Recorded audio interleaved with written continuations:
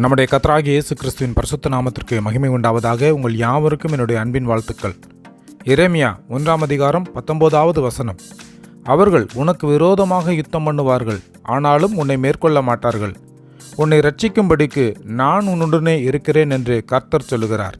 பிரியமானவர்களே, நீங்கள் என்றாவது தேவனுடைய பணியை செய்ய உங்கள் உள்ளத்திலே ஏவப்பட்டதுண்டா? பல நேரங்களில் நம்மில் அநேகர் ஏதோ ஒரு காரியத்தை தேவனுக்காக செய்ய ஏவப்பட்டிருப்போம். ஆனால் ஒருவித பயம் நம்மை தடுத்து இருக்கும். அது ஒருவருக்கு ஆலோசனை கூறும்படியான ஏவுதலாயிருக்கலாம், அல்லது உறவை இணைக்க அல்லது புதுப்பிக்கும்படியான ஏவுதலாய் காணப்படலாம். ஆனால் ஒருவேளை நாம் தோற்றுவிட்டால் என்ன செய்வது என்ற சந்தேகம், பயம் நம்மை அந்த காரியங்களை செய்வதிலிருந்து தடுத்து விடுகிறது.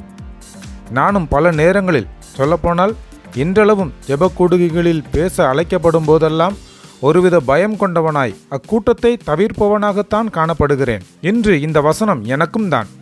எரேமியாவை கர்த்தர் அழைக்கும்போது அவன் இளைஞனாயிருந்தான். மட்டுமல்ல, ஒரு திரளான சக்தி வாய்ந்த கூட்டம் அவனுக்கு எதிராகத்தான் காணப்பட்டது. சாத்தியமே இல்லாத ஒரு சூழ்நிலை. ஆனால் கர்த்தர் அவனுடைய பயத்தை பார்க்கவில்லை. மாறாக அவனுக்கு ஒரு வாக்குறுதியை தந்தார்.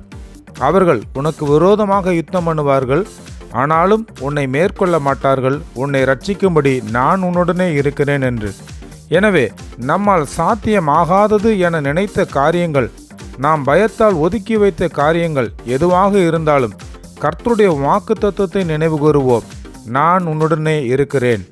வாக்குத்தத்தம் எரேமியாவுக்கு மட்டுமல்ல, நமக்கும் ஆனது தான். நாம் தகுதியுள்ளவன் என அவர் நம்மை அழைக்கவில்லை. மாறாக அவர் நம்மை தகுதிப்படுத்த சித்தம் கொண்டபடியினால் நம்மை அழைத்திருக்கிறார். நம்முடைய அழைப்பிலே நாம் தனிமையானவர்கள் அல்ல. எனவே என்னோடு கூட நீங்களும் கேட்பீர்களா? என்னுடைய வாழ்விலே தேவனுடைய பிரசன்னத்தை அதிகமாக உணர வேண்டிய பகுதி எது?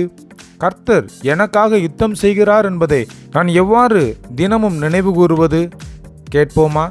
நிச்சயம் ஆவியானவர் நமக்கு கிருபை செய்வார். கர்த்தர் தாமே நம்மை ஆசீர்வதிப்பாராக. ஆமேன்.